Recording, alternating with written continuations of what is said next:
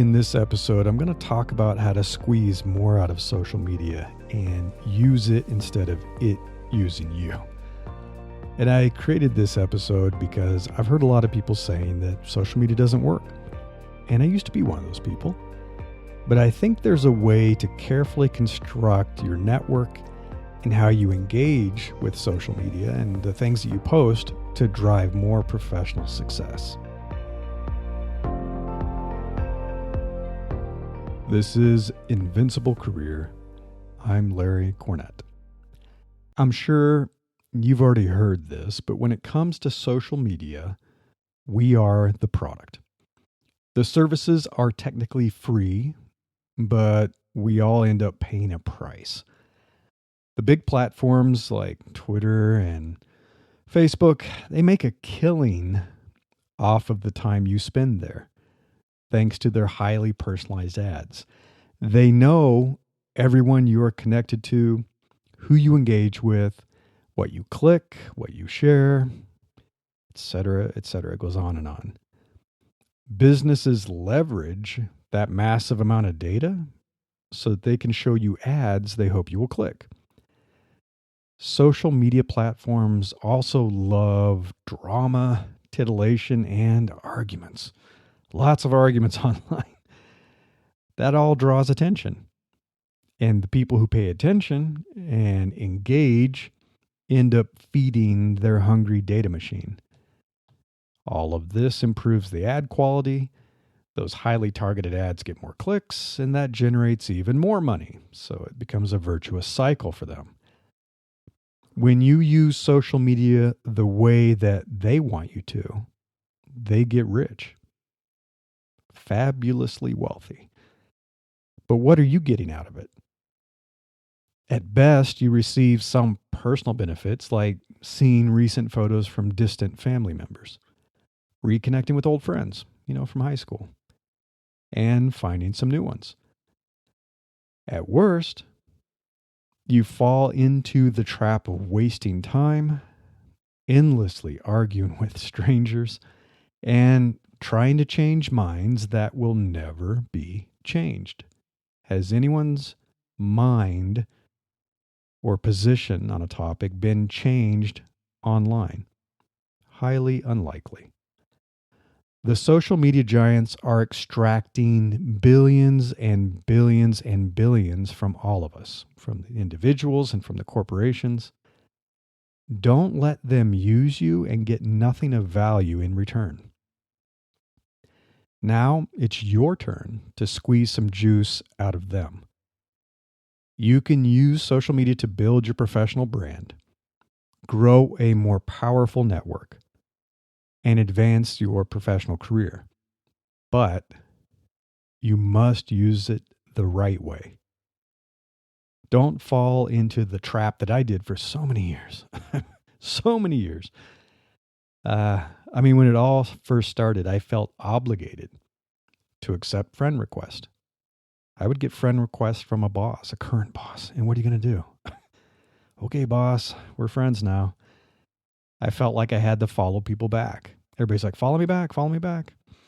So my feed became polluted with content I didn't really enjoy. I became so fed up with the content and the interaction and the trolls that I rarely engaged. So the platforms essentially punished me. They stopped showing the occasional stuff that I would post to my friends in the feed. Nobody would see anything. So to fix that, I started using scheduling tools to automatically broadcast on social media more often. You're supposed to post every few hours on Twitter, a couple times a day on Facebook, once a day on LinkedIn, blah, blah, blah, blah, blah. But all of that automation made people tune out. So my content still got ignored. I finally returned to the roots of what social media was meant to be, and things improved.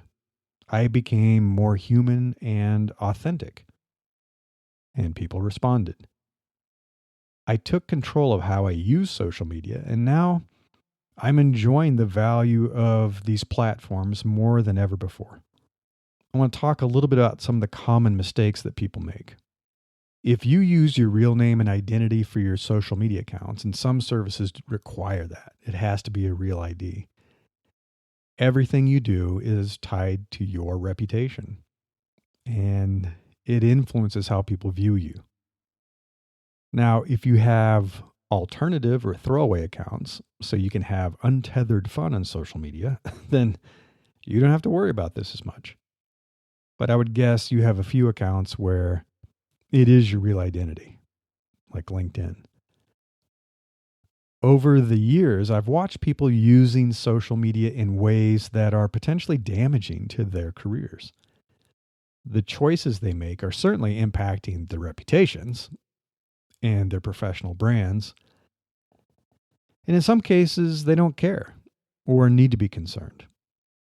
These individuals have made their money for life. They can let loose with no worries about the repercussions. They don't need a job anymore. They don't care. Chad Hurley's one example. I follow him on Twitter. I've been surprised by the things he tweets, or I should say the way he tweets it. But then I remembered he doesn't give a damn. I mean, he sold YouTube to Google for $1.65 billion in 2006. His current net worth is around $450 million. So he doesn't care what you think. He doesn't care what anyone thinks. And I shared a couple of his tweets in my newsletter. If you go to newsletter.invinciblecareer.com and look for How to Squeeze More Out of Social Media, issue 281, those tweets are embedded. One, he said, OMG, I'm so busy having a life, I almost forgot to tweet today. Good night, losers. And another one, he said, it's a beautiful sunny Sunday. Perfect time to relax with the family or just keep complaining about crap on Twitter. However, if you still need to work to make a living, you might want to think twice about the social media presence you create. So here are some examples from some people I can think of, some people I follow online. One is constantly posting a seemingly endless stream of various alcoholic beverages every day. I mean, that's fun. Okay. But a potential employer who's checking that out would probably check the box, alcoholic. Another one is constantly raging against the machine, hurling insults at various politicians and screaming curses at any individual who dares to think differently. I mean, it's constant. Who would want to work with such a ball of flaming rage? Another person is constantly striking people down left and right with biting sarcasm, veiled threats of being canceled, and intellectual humiliation. I mean, sure, this person is really smart. It comes across. But most people try to avoid ending up in their crosshairs, and they certainly wouldn't want to work with them as a coworker. I try to avoid them. They lash out at everyone. Another mistake that some people make is only liking, retweeting, and sharing links to other people's articles and posts. Nothing original. No original posts, no original tweets, nothing. Just shares and retweets and likes. No one has any idea who this person really is, how smart they might be or might not be, if they have any talents. What do they do? What's their point of view on anything? They don't even talk about that. So if you're looking at that, who would want to hire someone that demonstrates zero creativity and no original thinking? And then finally, a few people do this. Engaging on social media with people, commenting, talking, literally every few minutes all day long. When does this person get any work done? They supposedly have a full-time job. They're employed. But I can take a look at their profile, their stream, and they're posting and commenting all day and all night. I mean, I like this person, but I'd be reluctant to hire them. I don't know when they're working or focusing. And I'm surprised their employer hasn't noticed and said, hey, you're kind of supposed to be working during this time period. And I notice that you're on social media and posting every 5 minutes. How are you getting work done? How are you focusing? Are you even paying attention to meetings? Probably not. Now, if some of this sounds like you, or you've done some of this, don't kid yourself and say, hey, I'm being the real me. Shut up. This is who I am. I mean, I look at some of the toxic stuff that people tweet, and there is no way they would say that to that person's face. No way. Because when they're confronted, they back down. I mean, people wouldn't behave this way at parties. They get kicked out of the party. They'd never be invited back. They wouldn't trash their boss in a meeting in front of all the other employees, but they do stuff online. I mean, maybe some of these people do that, but I'm sure there's consequences. They probably lose friends.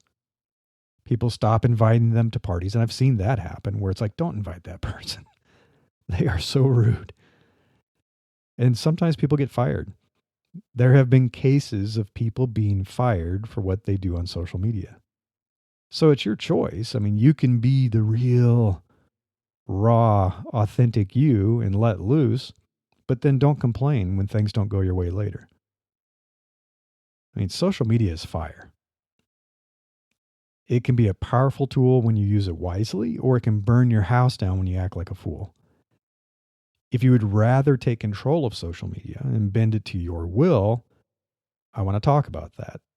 The first thing you should do if you want to use social media and get more out of it is weave a powerful network.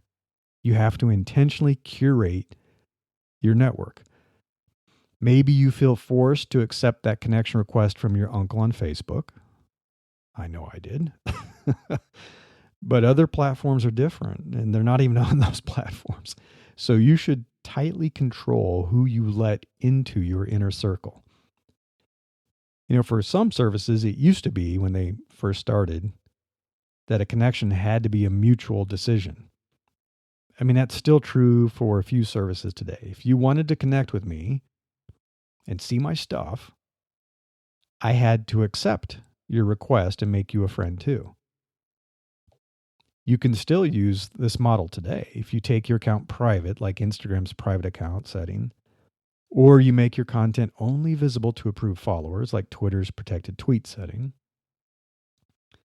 But that doesn't work very well if you're trying to build a strong professional brand and attract a following. Now, most services let you follow people and see their public content without requiring a friend connection. For example, I follow some of my favorite authors on Twitter, LinkedIn, Facebook, and even Instagram. You can add smart and interesting people to your network very easily. They don't have to become your friend. They don't have to mutually accept that connection. You can just follow them, and you can start seeing their valuable content every day. If you want to improve the quality of your social feeds and the engagement with your post, be careful about who you friend and follow.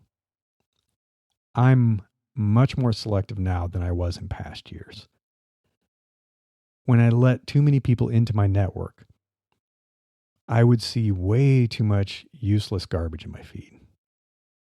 The old copy and paste this post to prevent Facebook from using your photos without your permission, or copy and paste this and Bill Gates will send you a free computer. I mean, oh my God. So I would also receive comments on my posts that were damaging to my professional brand and my mental health. I mean, trolls attacking me, people saying negative things, people not understanding that I'm trying to run a business and saying stuff that really wasn't very professional, even polite. So now I'm quick to unfriend and block people who behave badly. I have no patience for it. I've got plenty of friends in my life. I don't need people like that. My accounts pretty much blend my personal and business life. It's too much work to try to run separate accounts. I'm not a big corporation. So, I am my business. And I'm okay with polite disagreements. I like arguing with people as long as we're being polite and respectful. But I don't need some jerk who's trying to destroy my confidence, always saying negative things to me, making negative comments, or deliberately trying to hurt my business. So curate your network. Be careful who you let in.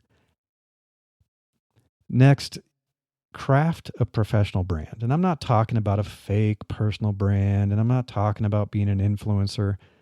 I'm talking about essentially your reputation. Think about how you want to be perceived online. You can separate your 100% personal social profiles. Let's say you're on Reddit. That's just personal. You don't use it for anything professionally, no business, no nothing. Separate that from the profiles where it might be a hybrid model. Maybe you have a blend of personal and professional content like Twitter.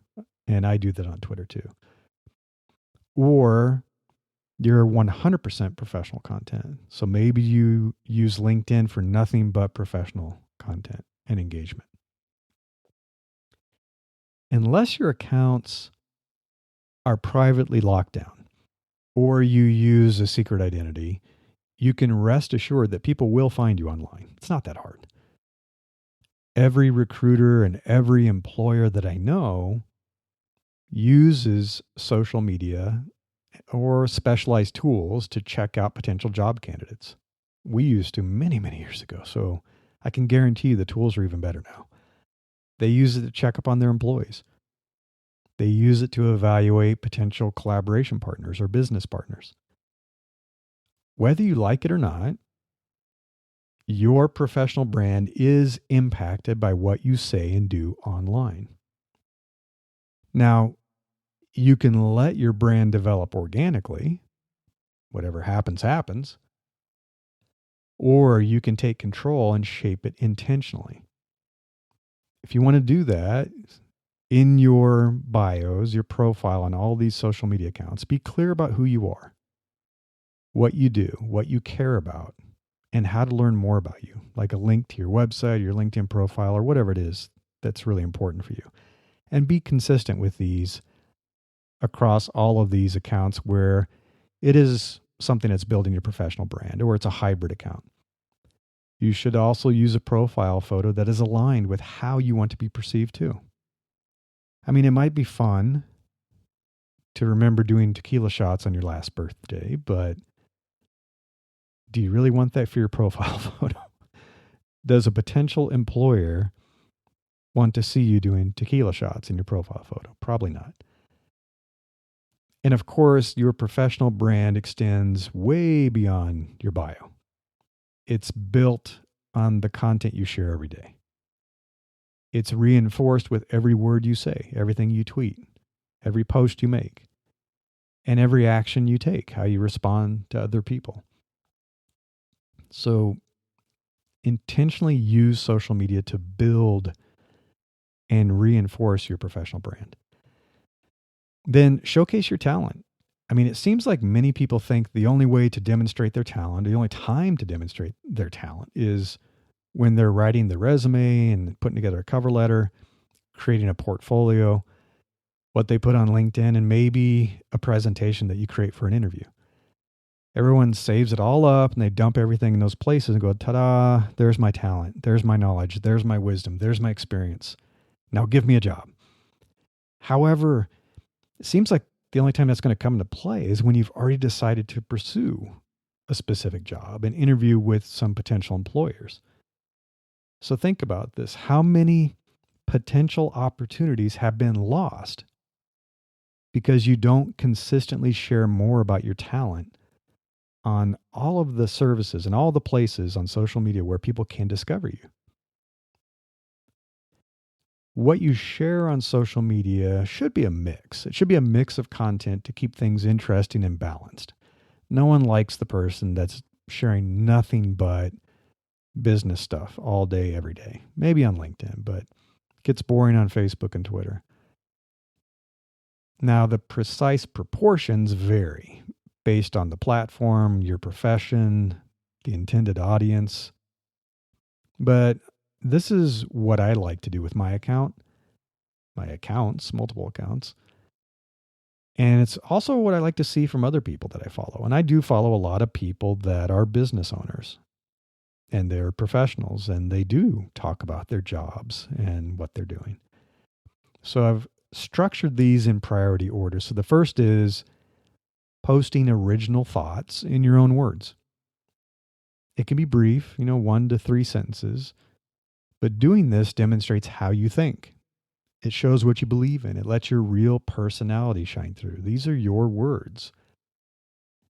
And it takes a little while to kind of spin this up, or maybe you're already good at this. I wasn't in the beginning. I was like, what do I want to talk about?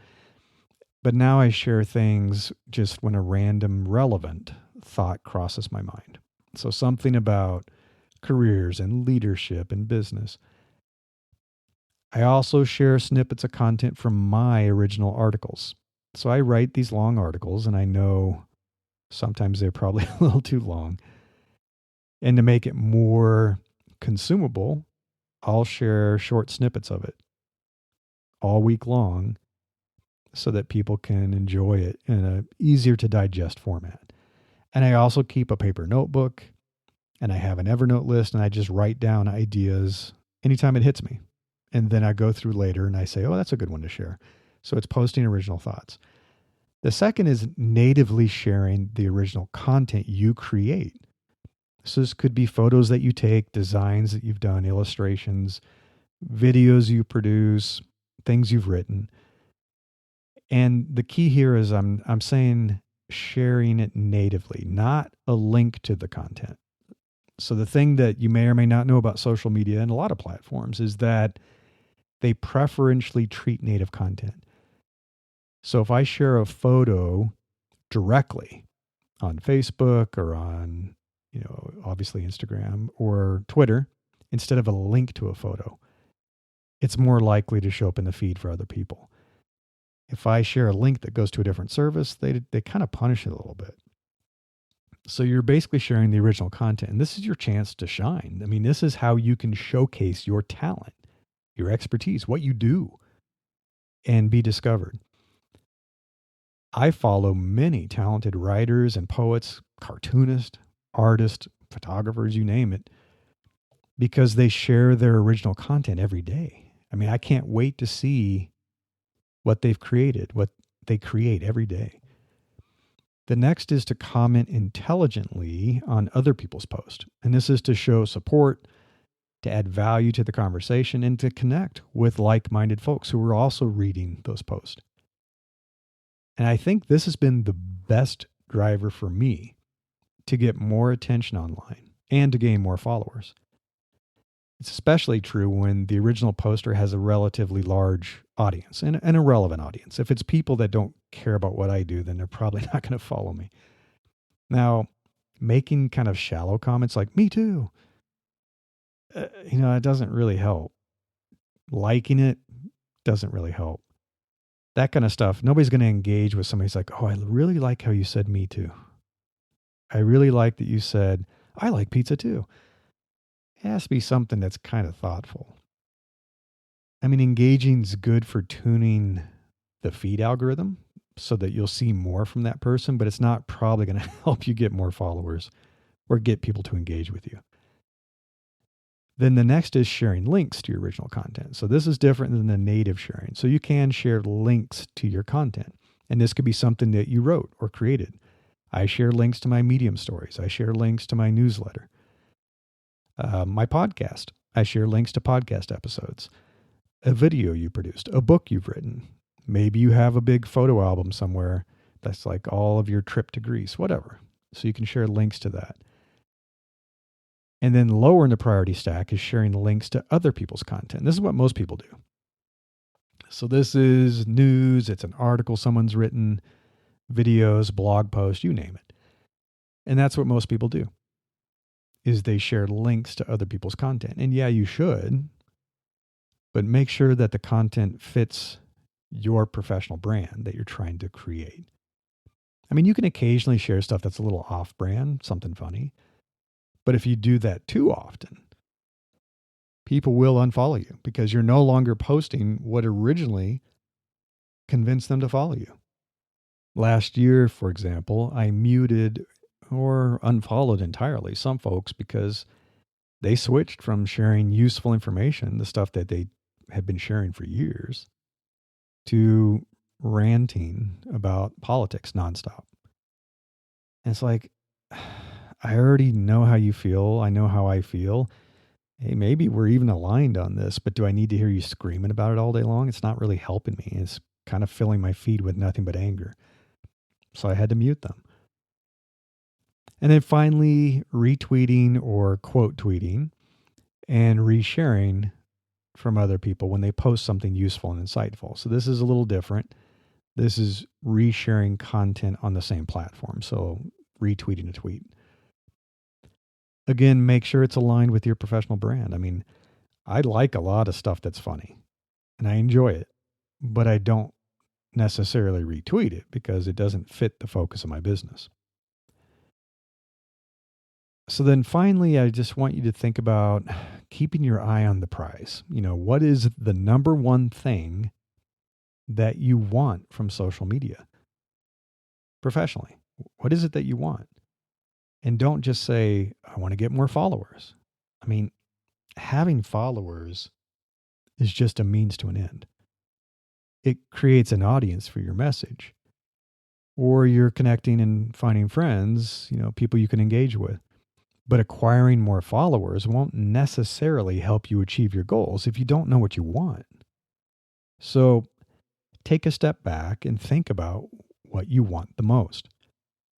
How can all of these other people, these millions of people out in this big old world, help you achieve that? And so some examples of what your goal might be, and this is coming from the perspective of what I do, obviously, and the kind of people that I work with and engage with. So maybe the biggest thing that you want right now is a promotion. Maybe you want a new job. Maybe you're independent and you want to land a new consulting gig, so you're trying to find clients. You could be an employer or recruiter, so you're looking for potential employees, people you want to hire. Or you're a founder. So your big goal is you're trying to land investors for your startup. If you're an author, the big thing you might be pushing right now is you want to generate more book sales. Or you run a business and you're trying to find more customers and get more people engaged. And a lot of startups do this.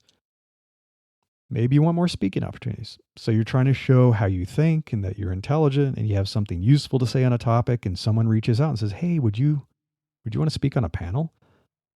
I'm going to be hosting a panel on that very topic in a month. Or you're trying to connect with people who could be potential partners that are going to collaborate with you on a big project. So think about what your big goal is. What do you want people to do if they like what you have to say?